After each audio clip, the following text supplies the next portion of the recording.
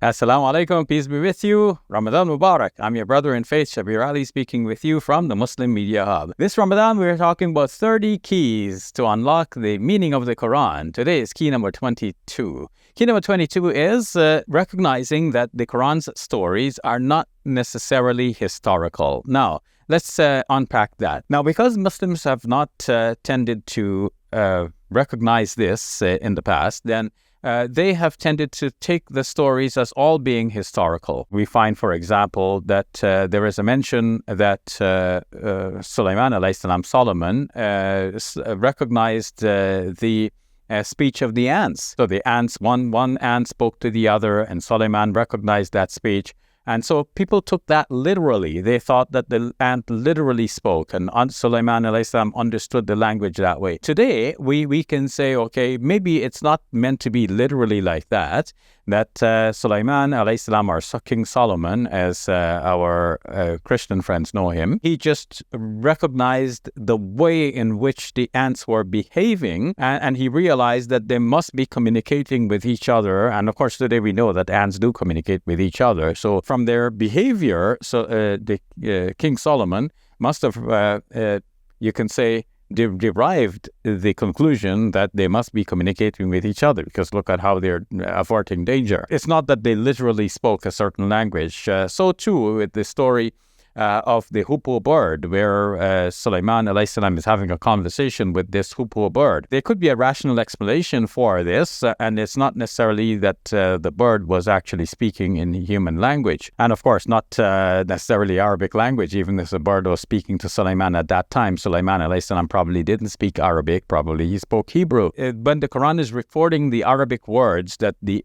bird spoke, that should not be taken literally. That's one level of inquiry, but another level of inquiry is to say, well, wait a minute, the whole story itself may be not meant to convey history as it unfolded, but to convey a lesson from what people knew to be stories of the past. So the Quran is using existing stories to tell us, well, this is how you should conclude. This is what Sulaiman was, a person of good character, a worshipper of God. If we say X is true, that statement is either false, true or false. But if we say X is true because Y is true, now that means there is an if clause, there is a Y, and then there is the X, which is the conclusion. X would still be true even if Y is not true. So when we're looking at these stories, we have premise and conclusion.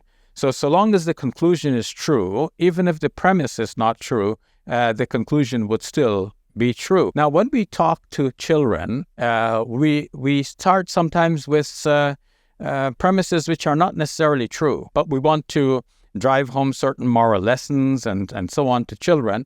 And so it is the moral lessons in the end which are true, and these are the ones that we need to emphasize. It's not so much the storytelling that form the background based on which we're giving them some particular instructions. By telling them stories, we are making the instructions meaningful to them. It's not just simply some set of instructions for them to remember, but real stories for them to remember and absorb, and they will think about the stories, and that will help them to remember the instruction, like the moral of the story. That's what people say. With the Quran, you have stories, and then you have the moral of the story. The moral of the story is true and good and fair. The stories themselves are just stories, perhaps, that were known at the time, and that the Quran is utilizing in order to bring forward its own moral lessons. So it's very important to remember this point. Today, some Muslims are busy arguing with each other and trying to decipher where could be the people called Ya'juj and Ma'juj. And of course, in looking for such people, they go into more details which are mentioned in Hadith but are not mentioned in the Quran. So we can say, okay,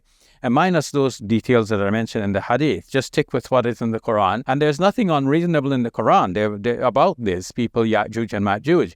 Ya'juj and Ma'juj could be some people who were, set off by a barrier at the time of Dhul Qarnayn.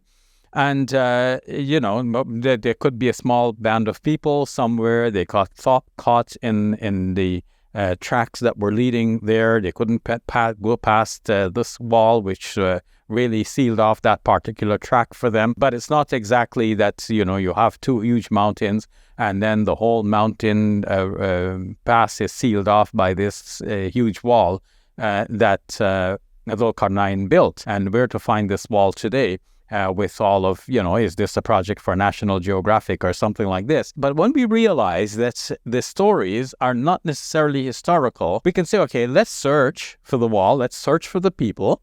But if in the end we don't find these people, we can allow for the possibility that perhaps the story was not meant to convey actual history. The story was just a story that was known at the time, and the Quran utilized those stories to bring forward its lessons. So here we have lessons about Dhul-Qarnayn, how he worked for free. He said, what God has already given me is enough. He doesn't take a wage for this. He protects the people without demanding a wage from them. These are good lessons to learn from the story of Dhul-Qarnayn. Now, looking for Dhul-Qarnayn, to press the example further, people have tried to insist that he must be this figure or that figure, but they could not find a figure who is, not critiqued by hostile commentators, people who might look at this and say, but wait a minute, it looks like your prophet just simply got the stories and he's just repeating the stories. To defend against that accusation, which I guess it sounds like, okay, if we admit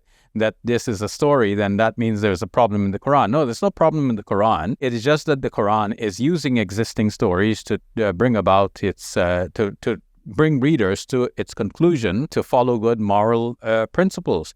So Dhul-Qarnayn could just be a story that was told, like the character in a story that was told, and the Quran is giving us the moral lessons from that story. Otherwise, people will say to us, well, this story resembles the Alexander romances, and what are you going to say about that? The simple comeback to that is to say that it doesn't matter. The Quran is not insisting that this is history. It's not saying, in the 10th year of the rule of such and such a monarch, there lived this person, his name was Dhul-Qarnayn. No, the story is saying, yes, Aluna and Dhul-Qarnayn. We used to find his story mentioned in the 18th chapter towards the end. It says, yes, Aluna and Dhul-Qarnayn. They're asking you about Dhul-Qarnayn. Qul sa'atlu alaykum minhu dhikra. I shall tell them, I shall relate to you some narrative about him.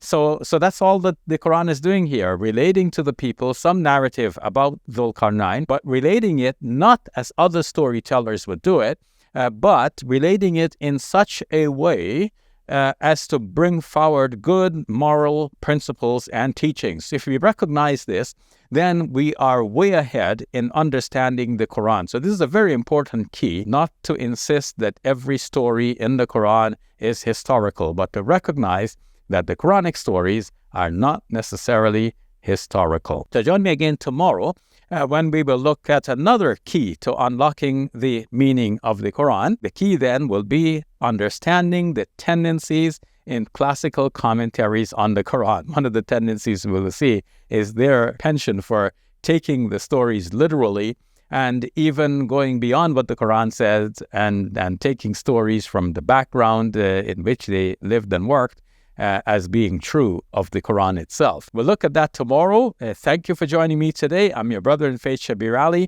speaking to you from the Muslim Media Hub, saying Assalamu alaikum, peace be with you, and Ramadan Mubarak.